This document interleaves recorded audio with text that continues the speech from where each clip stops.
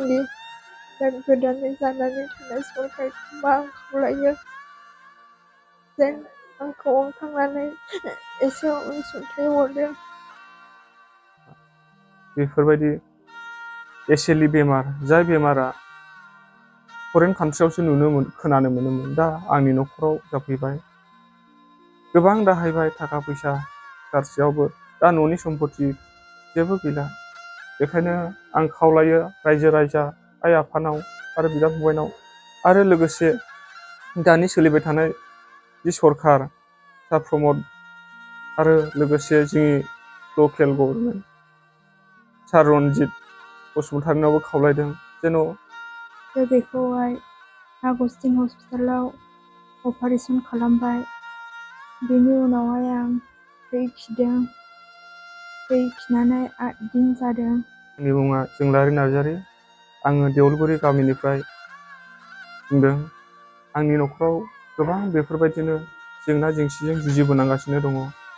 बेबायदिनो गोबां समनिफ्रायनो आंनि हिन्जावा बेफोरबायदि एसेलि बेमार, जाय बेमारा फरेन कान्ट्रियावसो खोनानो मोनोमोन, दा आंनि न'खराव जाफैबाय। गोबां दाहायबाय थाखा फैसा गारसेयावबो, दा न'नि सम्पति जेबो गैला।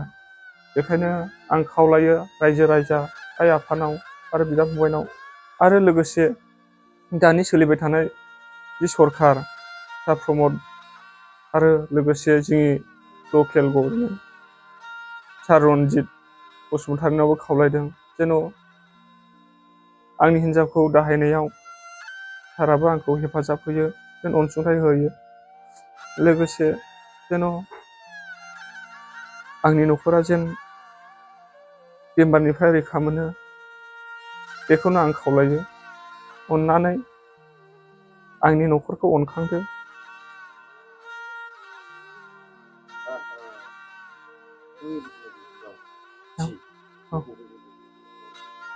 लांनायाथ' गोबां हस्पिटालाव लांबाय, बिदिनो आरायग' हस्पिटालाव लांबाय, आगरवालायाव लांबाय,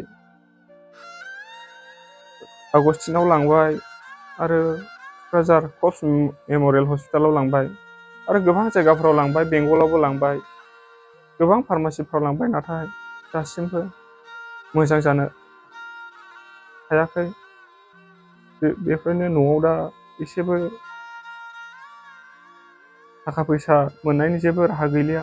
बेखायनो खावलायदों जोंनि रायजो राजाफोरनाव आरो जोंनि दा सोलिबाय थानाय सार प्रमद बर'नि सरखार आरो बेजों मावफाग्रा सार रनजित आरो सार जयन्तनावहाय जेन' आंनि न'खराव जानाय बे बिपदनि गेजेराव सहाय होयो, आं बेखौनो खावलायनाय जेन' सहाय होयो। बेनो आंनि गुरै खावलायनाय।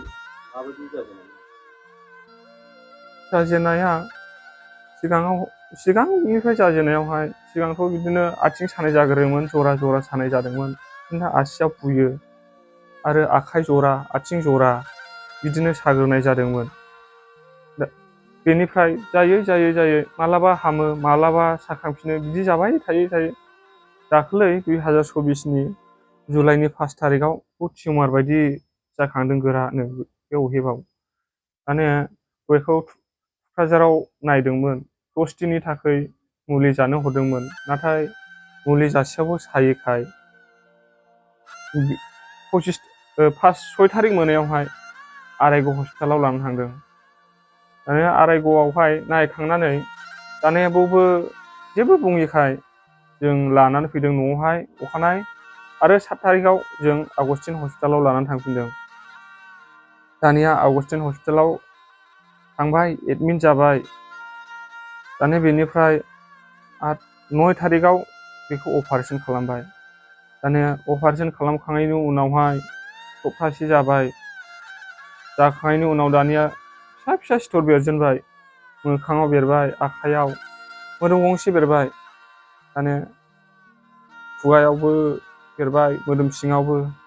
दानिया हांथ' लानो उसुबिदा जाबाय, थानो हालिया, उसाव बादाव जाबाय।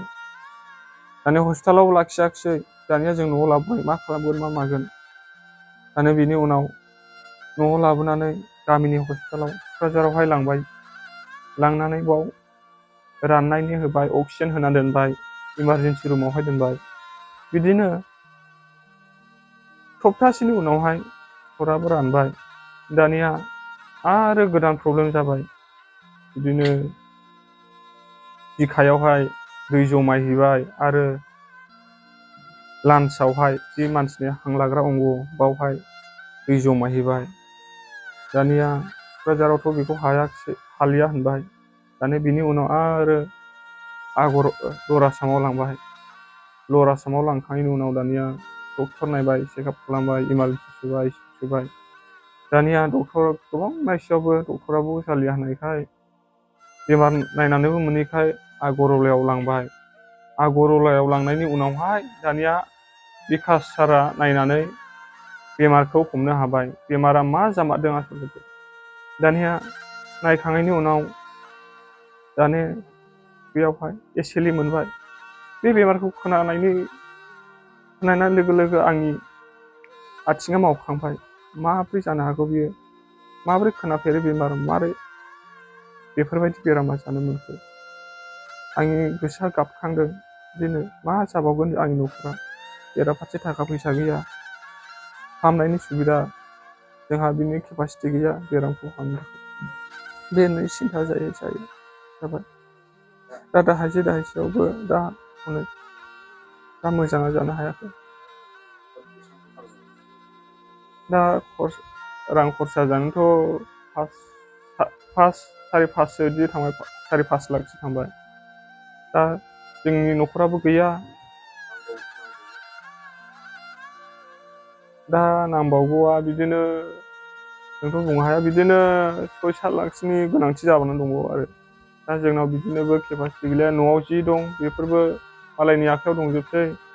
दाना सिगां जि बेरामाव दाहायनायाव थांजोब्बाय, दा जेबो गैला जोंनाव। बेखायनो आं खावलायदों जोंनि सोलिबाय थानाय सरखार आरो रायजो राजा आइ आफानाव जेन' अननानै थाइसे थाइनै होनायजों जेन आंनि हिन्जावा जेन फाहामनायखौ मोनो, सिकित्साखौ मोनो, बेखौनो आं खावलायो। आरो जोंनि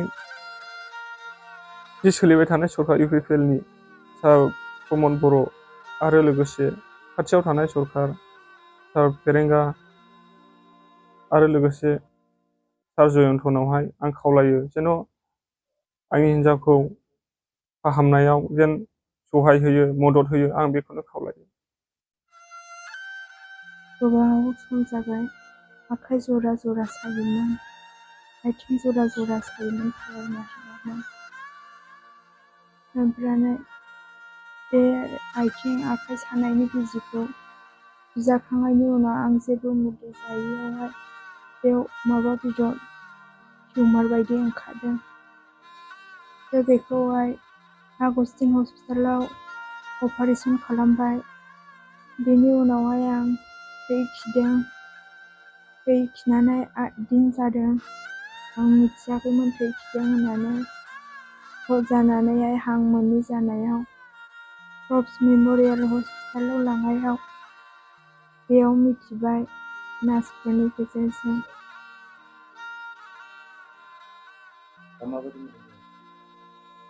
दा हां लानो खस्थ' जायो। हां मोना मोनो। सायो,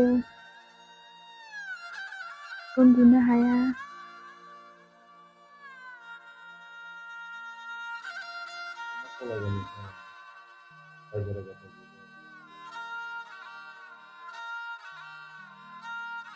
रायजो राजाफ्रा अननानै जेन आंनि बेमारखौहाय नुनानै अनसुंथाइ हरो, आं खावलायो।